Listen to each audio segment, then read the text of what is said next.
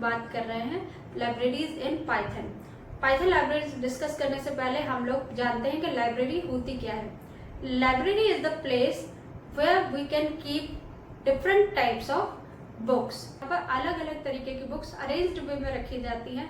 जब भी आपको कोई इन्फॉर्मेशन चाहिए होती है तो आप उस पर्टिकुलर बुक को जिसके अंदर की ये इन्फॉर्मेशन होती है उसे रेफर कर लेते हैं। The same concept applies to the Python library. Actually, in the programming world, the Python library is also the collection of pre-compiled codes.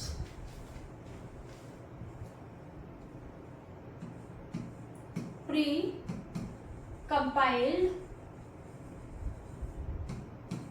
codes. What are these pre-compiled codes? जब हमने वो code editor पे लिख लिया उसके बाद हम उस कोड को कंपाइल करते हैं। It means the compiler always checks for the syntax error and the logical error। जब वो कोड एरर फ्री हो जाता है उसके बाद फिर हम उस कोड को एग्जीक्यूट करते हैं। यानी कि जो कोड आपको लाइब्रेरी में मिलता है वो 50% काम तो उसका हो चुका होता है, आपका एरर फ्री कोड होता है, ट्रस्टेड कोड होता है, तो आप उस कोड को कभी भी और कहीं से भी एग्जीक्यूट कर सकते हैं। इन प्री कंपाइल्ड कोड्स के अलावा भी पाइथन लाइब्रेरी में हम काफी सारी चीजों को सेव कर सकते हैं। लाइक प्री कंपाइल्ड कोड्स के अलावा हम लोग डॉक्यूमेंटेशन सेव कर सकते हैं,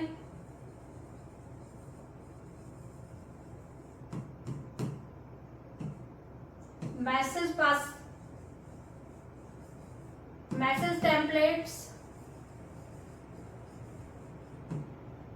कॉन्फ़िगरेशन फाइल्स,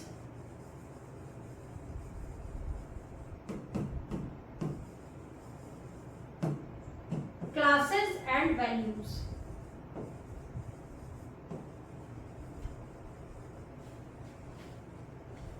अपने किसी भी प्रोग्राम में लाइब्रेरी को इंक्लूड करने का मतलब यह है कि आप जो कोड आपको बार बार लिखने की जरूरत पड़ती थी अब आपको बार बार लिखने की जरूरत नहीं है। आप उस कोड को लाइब्रेरी से इंपोर्ट कर सकते हैं और केवल सिंगल लाइन में आप उस कोड को यूज कर सकते हैं। तो इसके दो फायदे हुए। सबसे पहला तो कोड आपका सिंपल बना, आपकी लाइन ऑफ कोड भी कम हो गई, क्योंकि जहां जहां आपको उस कोड को रिपीटेडली यूज करना था आपने सिंपली उस कोड को इंपोर्ट कर लिया। अब हम देखते हैं पाइथन लाइब्रेरी की वर्किंग कैसे होती है। तो हम बात करते हैं कि लाइब्रेरी का एक्सटेंशन, लाइब्रेरी फाइल का एक्सटेंशन क्या होता है और आप उसको किस तरीके से इंक्लूड करते हो। सबसे पहले हम लोग बात करते हैं कि अगर हम लोग MS विंडोज पे काम कर रहे हैं तो जो लाइब्रेरी का एक्सटेंशन होता है वो होता है DLL, यानी कि डायनामिक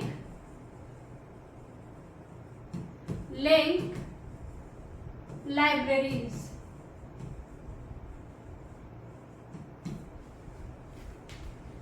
जब भी हम किसी DLL फाइल को इंपोर्ट करते हैं तो इसका मतलब वो हमारी प्रोग्रामिंग में इंक्लूड हो जाती है। और जब हम अपने कोड को रन करते हैं तो जो लिंकर है, क्योंकि ये लिंक लाइब्रेरी है तो इस पर लिंकर काम करता है, जो लिंकर है वो इस स्पेसिफाइड लाइब्रेरी को सर्च करता है और जैसे ही वो लाइब्रेरी इसको मिल जाती है उस लाइब्रेरी की जितनी भी फंक्शनलिटीज है सबको एक्सट्रैक्ट करके प्रोग्राम में इंक्लूड कर देता है। तो ये काम तो होता है लिंकर का। लिंकर जो कि जो भी लाइब्रेरी फाइल है उनको हमारी प्रोग्रामिंग में इंक्लूड करता है।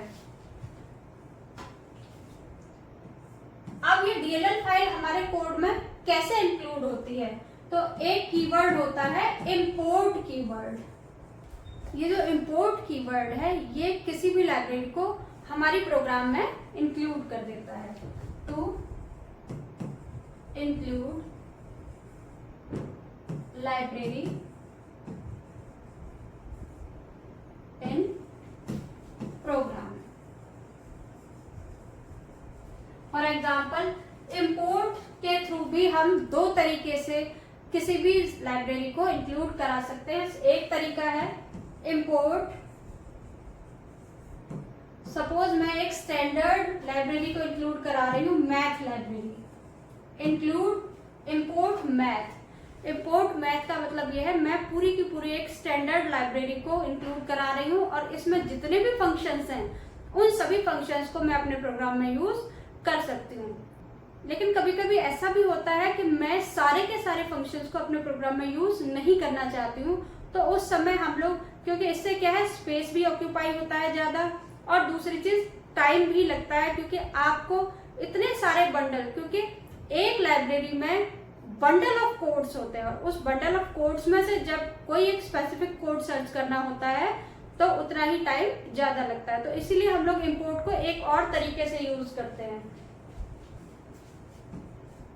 फ्रॉम मैथ, अब हम लोग स्पेसिफिक फंक्शंस को यहां इंक्लूड करेंगे। इंपोर्ट SQRT, एक फंक्शन होता है स्क्वायर रूट साइन, किसी भी वैल्यू का साइन निकालना। तो इस तरीके से हम लोग इंपोर्ट फंक्शन का यूज करते हैं किसी भी DLL फाइल को हमारे प्रोग्राम में इंक्लूड करने के लिए। अब हम लोग बात करते हैं पाइथन स्टैंडर्ड लाइब्रेरी की। तो Python standard library has the same syntax, semantics and tokens as in Python। जैसे सिंटैक्स हम पाइथन में लिखते हैं, जैसे जैसे टोकन हम पाइथन में यूज करते हैं, सेम वही चीज अप्लाई होती है पाइथन स्टैंडर्ड लाइब्रेरी पे। इसमें जो कोड लिखा जाता है, कोड वो लिखा जाता है, code is written in C language. और सबसे इंपॉर्टेंट और इंटरेस्टिंग बात यह है कि पाइथन की जो स्टैंडर्ड लाइब्रेरी है,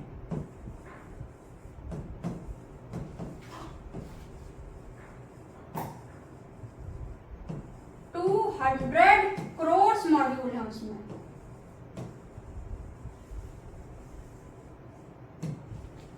200 करोड़ मॉड्यूल्स लाइब्रेरी में संभाल के रखे हुए हैं, और उन मॉड्यूल को हम रीयूज करते हैं अपनी रिक्वायरमेंट के अकॉर्डिंग।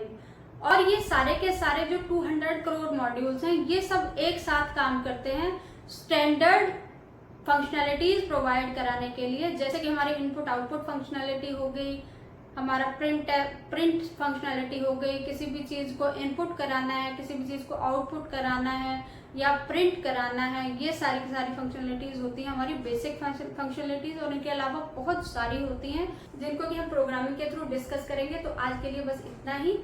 तो इस सेशन के लिए इतना ही। मिलते हैं हम लोग अपनी नेक्स्ट सेशन में, क्योंकि अगर हम लोग लाइब्रेरी का पूरा डिस्कशन इसी में करने लगे, कि अगर मैं एक ही सेशन में पूरा लाइब्रेरी से रिलेटेड कॉन्सेप्ट पढ़ाने लगूं तो ये एक तो लेंदी हो जाएगा, दूसरी चीज इसको मेंटेन करना उतना ही मुश्किल हो जाएगा। तो इसीलिए हम लोग लाइब्रेरी के कॉन्सेप्ट को छोटे छोटे मॉड्यूल्स में डिवाइड करेंगे, यानी छोटे छोटे सेशंस में डिवाइड करेंगे, और उन सारे मॉड्यूल्स को रिलेट करके हम लोग अपनी एक लाइब्रेरी यानी कि एक प्लेलिस्ट बनाएंगे। Thank you.